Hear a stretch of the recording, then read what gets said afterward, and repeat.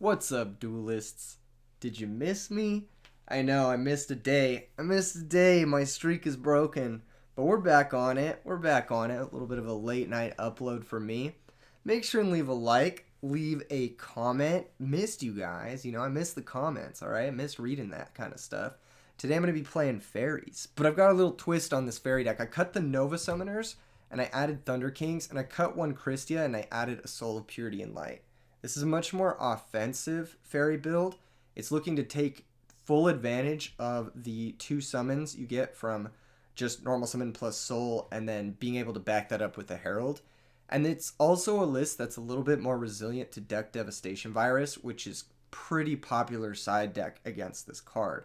Or pretty popular side deck card against this deck. You get what I'm saying.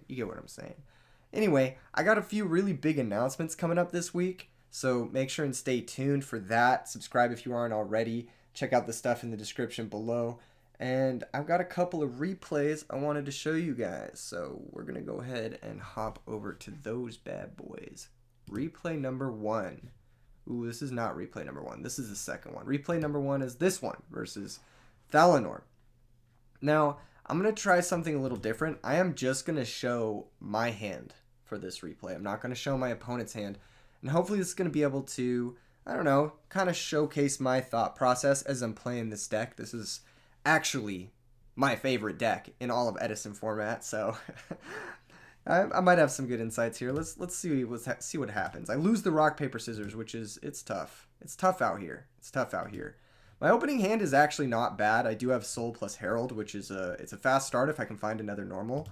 Unfortunately, or fortunately for me, I do find another normal, but it's a little awkward. I can't lie. I am just gonna attack with the Shining Angel, and then I'm gonna set probably both Typhoon and Book. Yeah, it's pretty straightforward. If it's a Raikou, I'm probably gonna let it resolve on my Shining Angel too, because that's a fine trade. I can poke next turn with Honest. If that gets stopped, I got Soul plus Herald. I got all sorts of stuff. I'm big chillin', So yeah, that's my thought process. Opponent has a Treeborn Frog, so I set both my back rows here. And the reason being is I want to set Book in case they have enemy controller, and I want to set Typhoon as just a bluff because it's a total blank in this matchup. Unfortunately for me, this comes back to bite me, this Typhoon being set. But yeah, it's a slight misplay. And this is the thing, right? With this fairy deck, you really got to be thinking about everything. Setting this Typhoon here, it may not seem like much, but it is a game-losing misplay. So let's get into things. They bring back Treeborn, sacrifice it for Ryza. I'm going to try to Herald the Ryza and maybe choke my opponent out, maybe find a fast Christia. My thought process here is that I'm probably not winning this game if I'm redrawing this Shining Angel, but if I'm... I don't know. This is a tough one, right? Because I'm going to need to top deck a Christia at some point either way. So I'm just like, well... maybe I do it now. Maybe I top it this turn, Maybe I get a little lucky.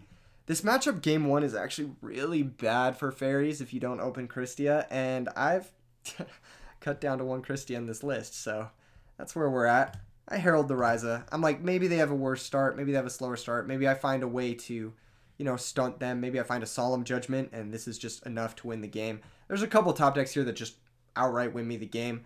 That's kind of my thought process about it. It's just like, I'm going to need to get lucky to win this game. I top Raikou, which isn't bad. It does give me 2 plays this turn. I'm going to be able to special summon Soul, attack with both, and then set the Raikou as follow-up, which isn't bad.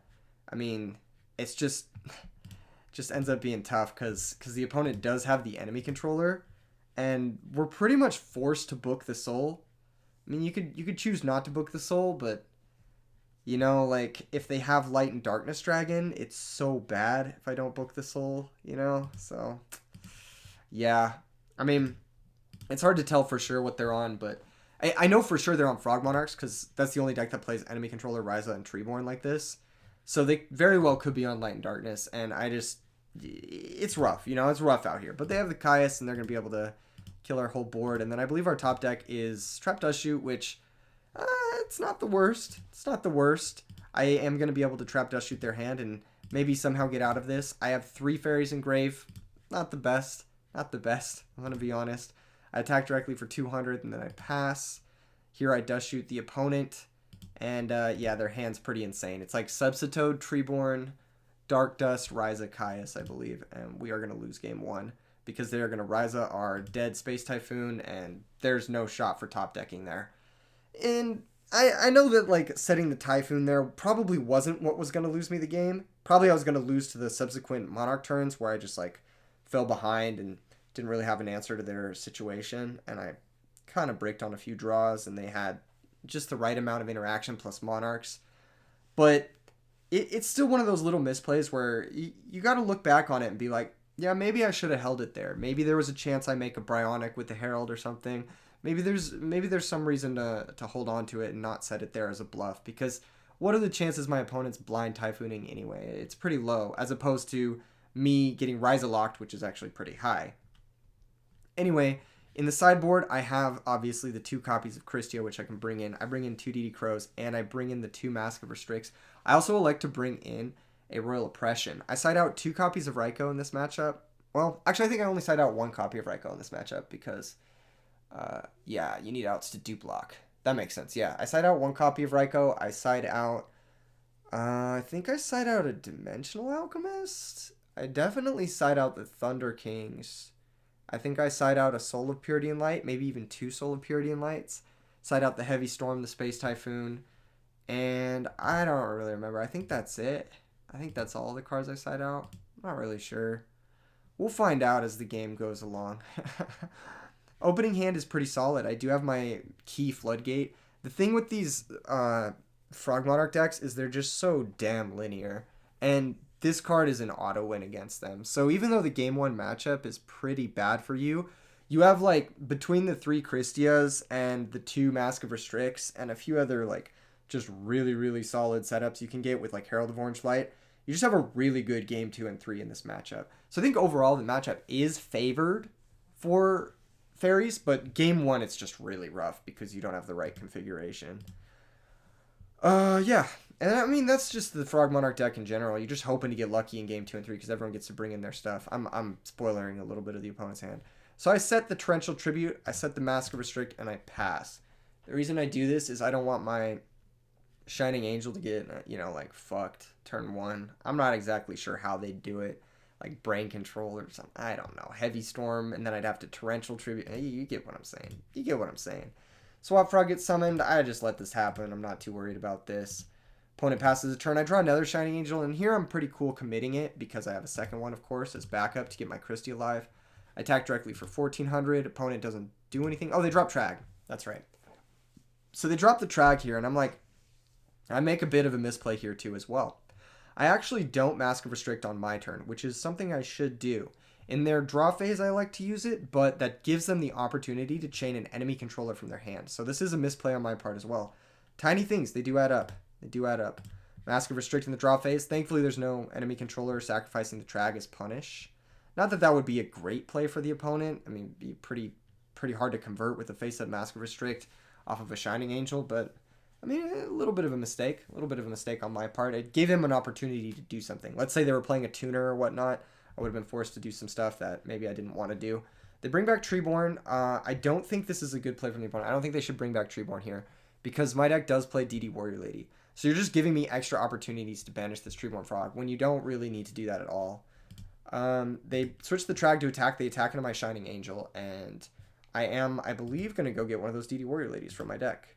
No, I get Herald of Orange Light. Okay, so here's my plan. Next turn, my plan is going to be summon Shining Angel, make Bryonic, pitch the Honest, bounce one of their monsters, special Christia, and then have Bryonic Christia against the Frog deck, which is usually just good game. So that's my plan. If they have like Brain Controller, Enemy Controller, or any way to take this, of course they do have the Swap Frog I know about, but I do have Book of Moon. So if they go Tragodia, steal the Herald of Orange Light, that just trades 1-for-1 with my Book of Moon, and it makes their Trag weaker, which is something that I actually want here. So yeah, that's what's going on. The opponent actually instead elects to summon the Swap Frog, which is an interesting play. They misclick a little bit. They send the Subsitode instead of the Treeborn, but they send the second Treeborn, and then they bounce the Trag, and then here we're just gonna get them. We're just gonna get them real good. We're gonna get them real good. You know what I'm saying? We're gonna get them real good. We draw another Christie, which is actually really good. The reason this is so good is because it lets us keep both Honest and Herald of Orange Light in our hand. Okay, so we make the Bryonic, pitch the Christia, bounce their Treeborn. Don't want to give him back the Swap Frog. I'd like to get that out of there. Swap Frog has a lot more utility than Treeborn in the hand, of course. Special the Christia, and then this is going to get us back our Herald of Orange Light, and the opponent concedes. So we're just in a really dominating position there with Mask plus Christia plus Bryonic plus Herald, and there's really not much the Frog deck can do against that. Game 3, our start looks a little bit better. We are going second. Not better, sorry. It looks pretty similar, just no Christia. A, and B, we are going second, which is just a little rough, but we still do have the auto-win Mask of Restrict in our hand, and we'll see if that sticks around and wins us the game. Opponent draws, they summon Swap Frog, they send Treeborn, and I believe they bounce Swap Frog and pass. Yeah, easy enough, easy enough. Our hand's pretty redundant. We've got a couple copies of Shining Angel. I think I lead on Shining Angel here. I don't like leading on Dimensional Alchemist because you're just like praying you blind hit. It is more damage, but just like it's negligible. Like the 400 extra, it doesn't really matter as much as like just having a live Alchemist, and having an Angel in play it's stickier, it's harder to remove. Angel's better in play with Mask of Restrict, of course, if they drop Gores. That's another thing too. Angel presses through Gores all on its own in this deck. You can attack directly. If they drop Gores, they get a 1400 token and they get the Gores. If they ever attack into your Shining Angel, you just get a DD Warrior Lady. DD Warrior Lady can attack over their token, and then it trades 1-for-1 with the Gores, which is totally fine. So Shining Angel is like just a really great way to attack opponents, and I think that's what I end up going for here. Yeah, I think that's what it is. So I attack with the Shining Angel. Opponent does have the Gores, and I do have Herald, which can negate the Gores, but I just don't care, because if they attack over the Shining Angel, I just get a DD Warrior Lady, and like I said, I'm fine trading 1-for-1 and saving the Herald for something more impactful, like a Substitoad, or like a Raikou for my Mask of Restrict and whatnot. You get the idea. Set Mask of Restrict. Here, I'm going to chain to their Treeborn Frog the Mask of Restrict. They're going to bring back Treeborn Frog. They're going to activate Heavy Storm, so they do have the out for the Mask of Restrict, so we are going to get an actual game here.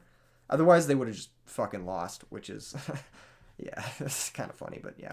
I mean, here we are. They're going to Ryza. I am actually going to Herald this Ryza. This is kind of an interesting point. I could have not done this, but then I'm taking like near lethal damage, and that's just really uncomfy. I feel like I just have to Herald here. I pitched the Dialk over the other Angel. The other Angel has a lot more value than the other Dialk, or than the Dialk, and plus the Angel can become a Dialk if I really want it to be. It's just kind of your everything card, That's kind of what it does. Whereas the Dialk is just, it's not live here. I don't have any banished cards. I don't have a Soul of Purity Light. I don't have a DD Warrior Lady, so it's like whatever. Opponent just passes. I do pick up a DD Warrior Lady, which is really nice, actually. So I'm able to summon that and attack over the token and then just pass.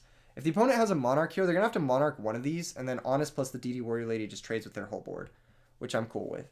They bring back Treeborn Frog, which is solid. They're going to double sack for Light and Darkness Dragon. So they have Light and Darkness Dragon, which is, it's pretty good. It's going to eat the DD Warrior Lady, and when it dies, it's going to be able to bring back a solid beater at the very least. So I'm looking a little down bad. I do have Honest to out the Light and Darkness Dragon, so I'm not too worried, but my position's not great. I'm going to be honest. Shining Angel is really high value. Honest is really high value, but yeah, it's not great. I'm going to be honest. No pun intended. Honest trades with the Light and Darkness Dragon. Here, I actually have a decision to make. I could attack over with the Honest and hope they misplay and bring back their monster in attack position.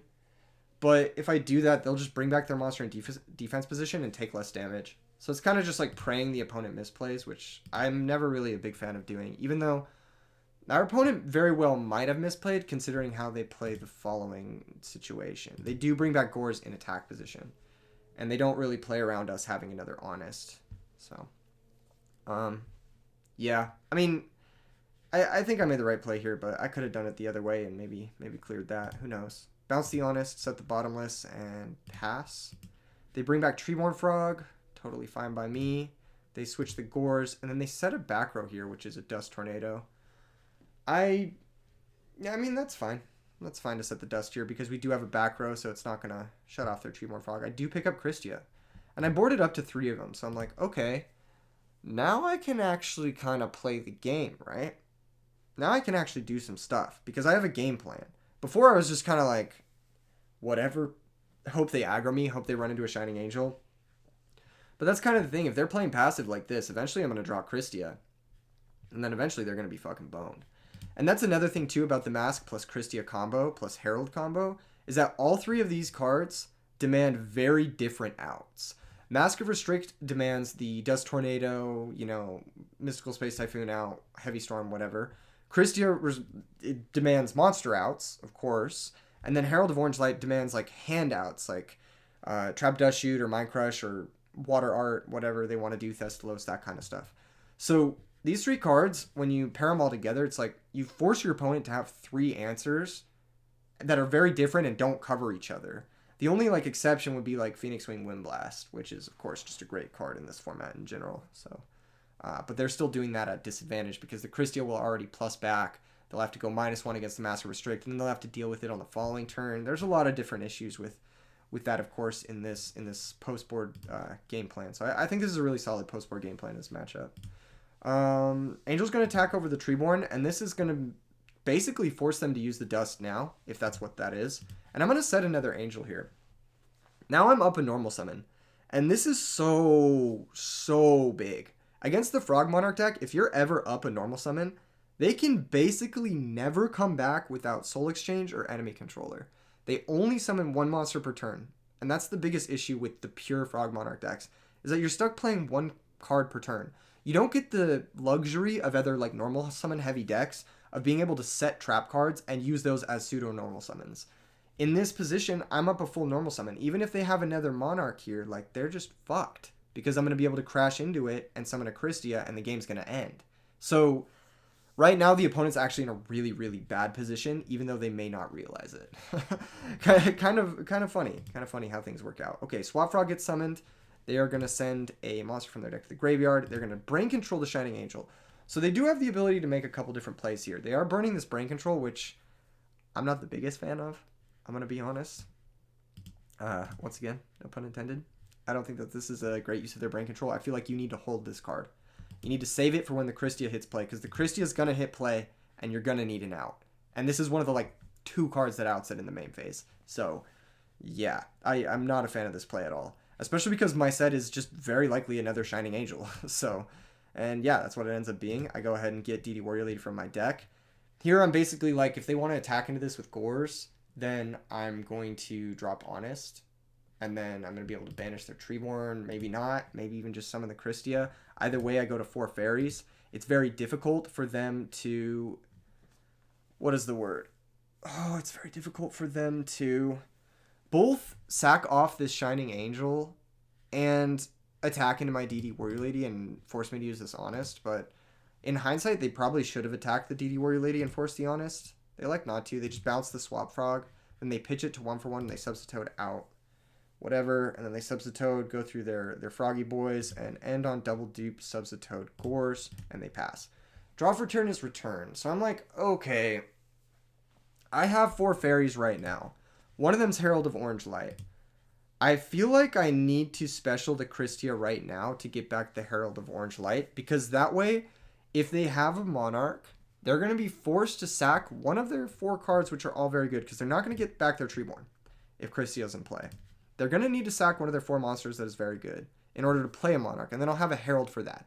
Then they're going to need to sack another one of their 3 remaining cards that are very good in order to get over the Christia, and then it'll break the dupe block that way. So I am going to special summon the Christia here and bring back the Herald of Orange Light. You got to think about this a few plays in advance. Otherwise, you're going to choke and you're just going to like fucking lose. And I don't set the return because there's no reason to. It's not live yet. And I don't want to turn on my opponent's like... I guess they've already used Heavy Storm and Dust Tornado, but I don't have a reason to set it here yet. I'll set it as a bait like later on. Like now that they have a back row, which I don't know is Typhoon, but I'm assuming that's what it is because of the way they're playing this game. Yeah, and they just pass because they don't have the proper resources to break this Christia, I'm assuming. I pick up Shining Angel, which is great, which means I get to hold Herald plus Shining Angel and have Honest backup in the case that everything goes super south. And I'm still just going to pass. I don't set the return quite yet. They draw, they pass, I draw, I pick up another Herald. So now I'm like super insulated. They're going to need to sack off their whole board to break the Christia at whatever point in the game. And then when they do that, they're going to run into double herald, and I'm just going to win. The only way out of this situation for our opponent is, I think at this point, enemy controller or soul exchange. Those are the two ways, and they need 2 pieces of that to break our entire board.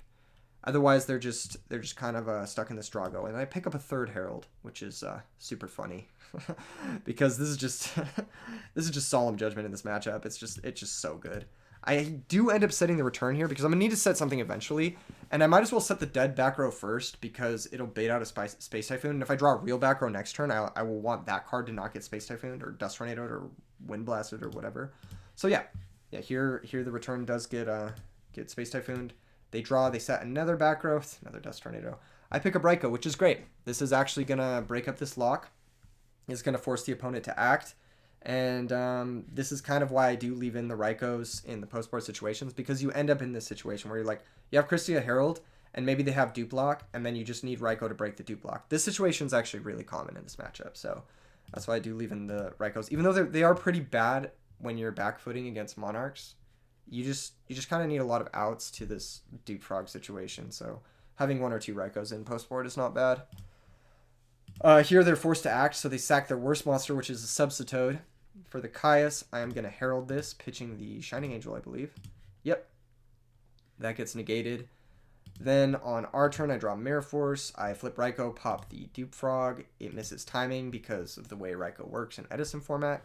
I mill a Second Mask, a DD Crow, and a Solemn. All of those would have been great draws, but hey, here we are. I attack the Dupe Frog. I banish it with my Super Magic DD Warrior Lady powers. I attack over the Gores, and then I attack directly with the Raikou, and I set Mirror Force. Now, at this point in the game, I mean, the opponent's going to Dust Tornado here because they have to. At this point in the game, I think my opponent needs to find Soul Exchange, or they just lose. Because that's it, really. There's no more outs. Enemy Controller doesn't do it because it takes your normal summon, unless you have Soul Exchange. And then you can't really convert the Christia, and I just get it back and I kill you. What else was I saying? Oh, yeah. So they need to find Soul Exchange. And then on top of that, they need to recognize that I have more than 4 fairies in my graveyard. So they need to Soul Exchange target Christia when they do find it, if they find it. And instead, they mess up. They Soul Exchange target the Raikou. They sack my Raikou. And then they play into Herald of Orange Light, which is, it's a pretty big mistake from the opponent. You should always target the Christia there. And yeah, they lost. They lost the game because of that. I pick up another fairy, which is just checkmate because I have this to negate any sort of anything that happens. They set a monster, but yeah, they're pretty much dead here. I pick up Torrential Tribute, which is a nice one. And yeah, they say GG's. Let's see what their hand was. Yeah, there you go. There you have it. I wonder if they had the enemy controller when they Soul Exchanged. They could have taken our whole board and then just like tribute set a Dark Dust or something, and then just won the game from there. But that was a pretty big mistake from them. They drew the out. They just targeted the wrong monster. Anyway, that's kind of the fairy deck in a nutshell. Let's go ahead and move over to the next replay. Next replay is against GoGo DSF, and he loses a rock paper scissors. So I won one and I lost one.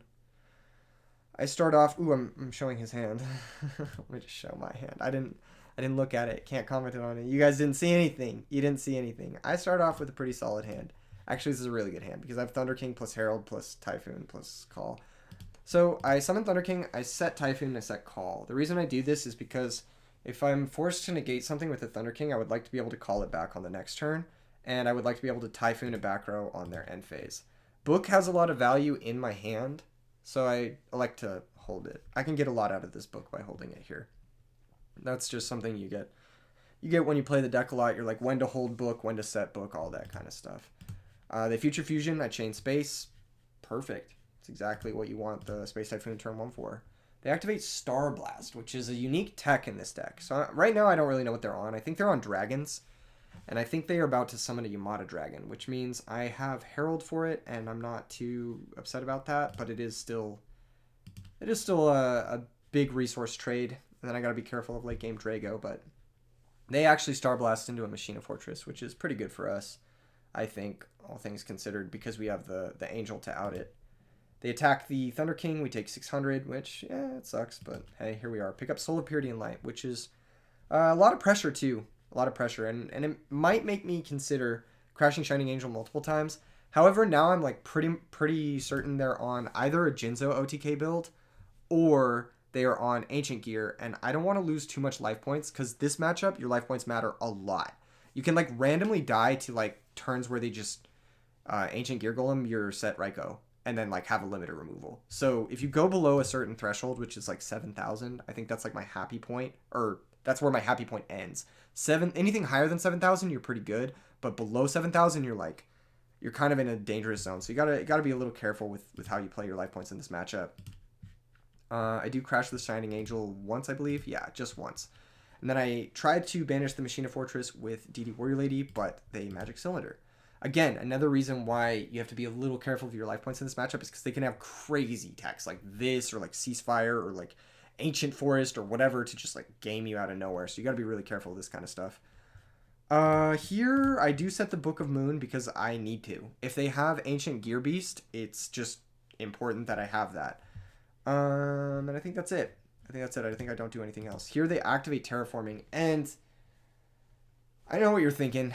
I know you're thinking I could call back the Thunder King in response to the Terraforming and trade 1-for-1 for it. And yeah, I could do that. But I'd rather save the call. I think the call has more value if I can use it as a way to go for game than if I can use it to just trade 1-for-1 for the Terraform. Because like, let's say I call Chain Call, bring back Thunder King. They just attack over it with Machina Fortress, and then I'm just, it's like an okay 1-for-1 trade, but it's not the best 1-for-1 trade that I would like to initiate from this situation.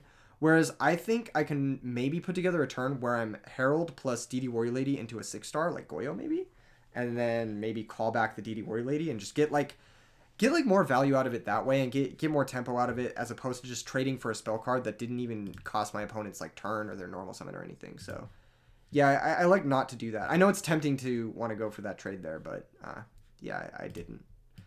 Here they do normal summon the Ancient Gear Beast, and I'm pretty happy I set the Book of Moon because I'm able to book it as they enter the battle phase. The opponent elects not to trade their Machina Fortress for the DD Warrior Lady, which is, I mean, hey, that's totally fine. So I pick up Honest, which is great. Such a good draw here. I mean, it's just like, you can't ask for a better defensive card than Honest in matchups like this. It's just so good. And I have a million options, and I haven't even thought about all of them. One of the things I was thinking about was maybe going like Avenging Knight, switch the Machina Fortress to defense, attack into it with DD Warrior Lady, banish it, attack over the Ancient Gear Beast, and the opponent has Gear Town plus 1 unknown, which is obviously you see his Machina Gear frame here, and then they have their top decking against Avenging Knight plus Honest plus Call. Not bad. I honestly, that's not a bad setup. I could have gone for that. I like to go for something else because I forget about a line of text on Ancient Gear Beast. I forget that it can't be special summoned, which is it's kind of a mistake on my part for sure. I go for this Yugioh play instead because I'm like, oh, if I can steal this Ancient Gear Beast, I can threaten lethal next turn. And then I realize that you can't steal it. Can't be special summoned. So that's a little bit of a mistake on my part. But yeah, I think the Avenging Knight Parshath play is better in hindsight because it also preserves the call. I call back DD Warrior Lady here. I do clear the Machina Fortress because I pretty much fucking have to at this point. And then I attack directly with Soul of Purity and Light. So another thing that I'm thinking here too is maybe the opponent fucks up, right? Maybe the opponent doesn't read Soul of Purity and Light. And they set something over their Gear Town, summon a Gear Dragon, and attack my Yugioh Guardian. That would obviously be the best case scenario for me. And I've had people do this against me a lot of times where they mess up and forget about Soul of Purity and Light static effect. So that would be ideal. So I'm not too unhappy with this end board. And if they do end up attacking the Soul, I have Honest for it anyway. But yeah, they end up picking up another Machina Gear frame. So they're able to find Fortress and summon it. But here they're in kind of a tough situation, right? Because they can't effectively, like, okay, they can do a play here, which I think is a pretty good play, where they attack the Machina Fortress into the Yugioh Guardian. But unfortunately, the Soul still fucks them, and that play too, because we take the Machina Fortress, special summon it in defense, and then the Gear Frame can't actually attack over it because it's 1500 attack. So they're pretty much forced into this play where they equip the Gear Frame to the Machina Fortress, attack over the Soul of Purity and Light, and we have Honest for that, which is just really solid. Puts the opponent to 2500. We top deck Solemn, which is honestly not a great draw, and not a great card in this matchup for the reasons I mentioned earlier. Just puts you too low in life points, but at this point in the game, it's solid. It's not the worst thing.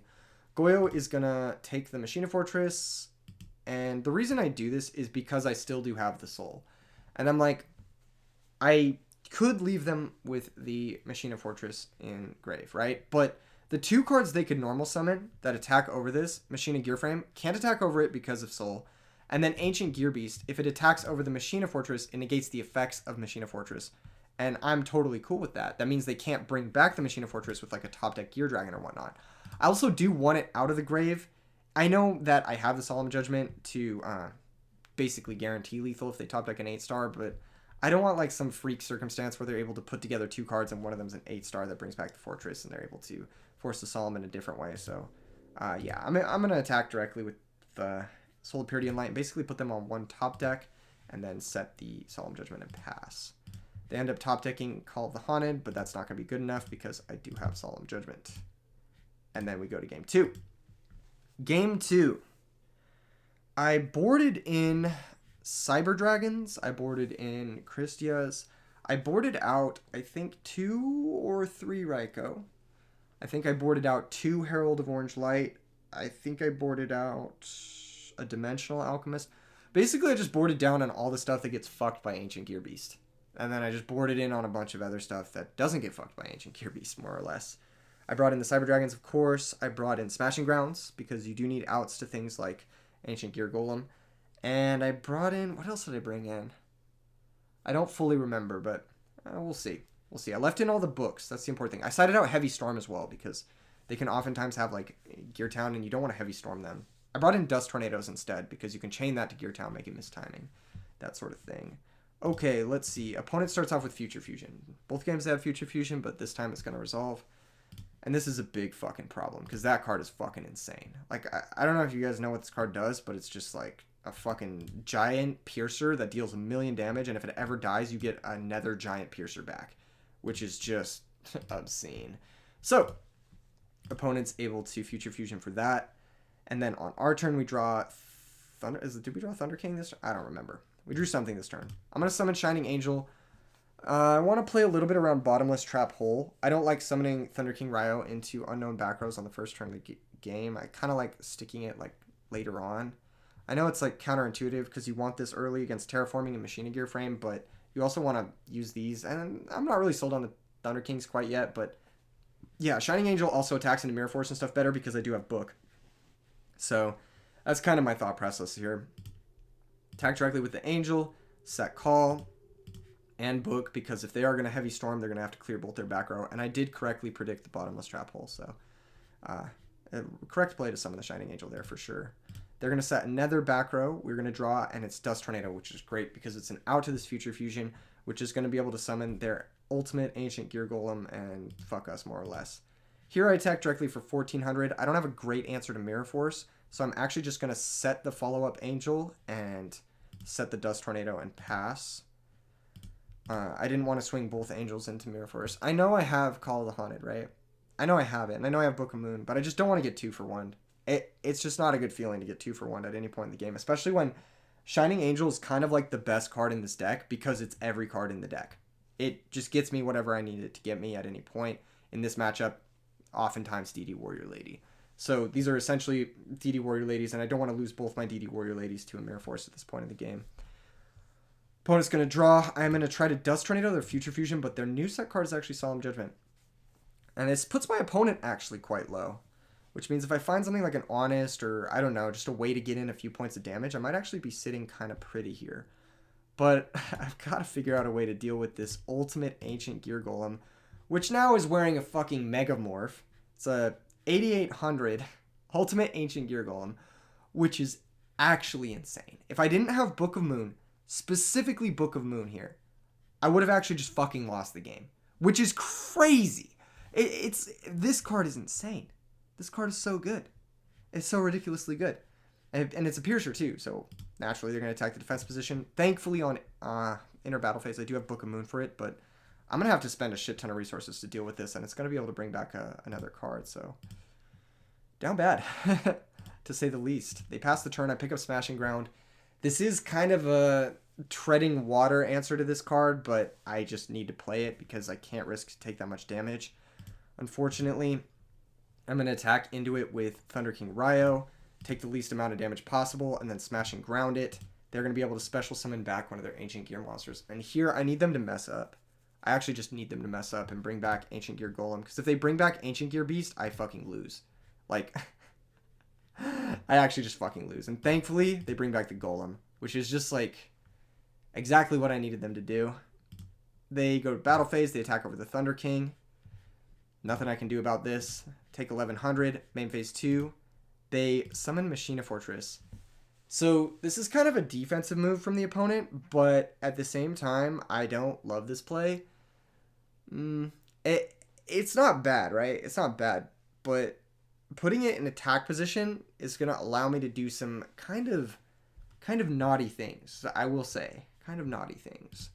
On our turn, thankfully they have no Ancient Gear Beast in play, because I would have just fucking lost to that.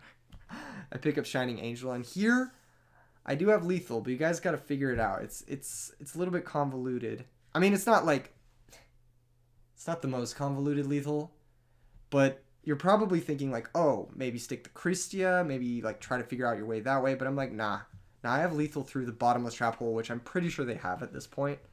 I'm just like banking they don't have magic cylinder. I'm like, you know what? If they have bottomless trap hole, I can kill through that.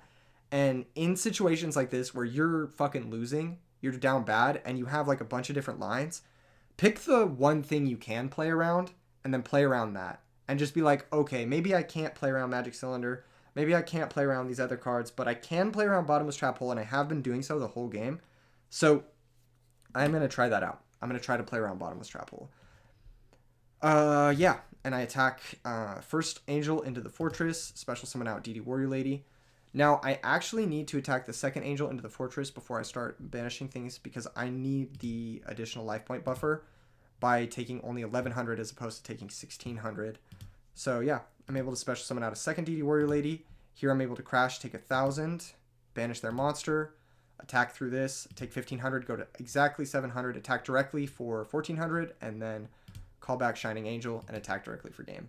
I ripped this victory out of my opponent's hands. They honestly should have just brought back the Gear Beast and just beat the fucking shit out of us. But yeah, maybe something to learn for the opponent here. Lesson learned. Gear Beast really destroys the fairy deck, and you have to be really careful of it.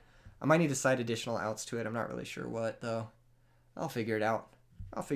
Anyway, if you guys like this video, if you guys like this kind of thing, make sure and subscribe. Make sure and leave a like, leave a comment. Peace out, everyone.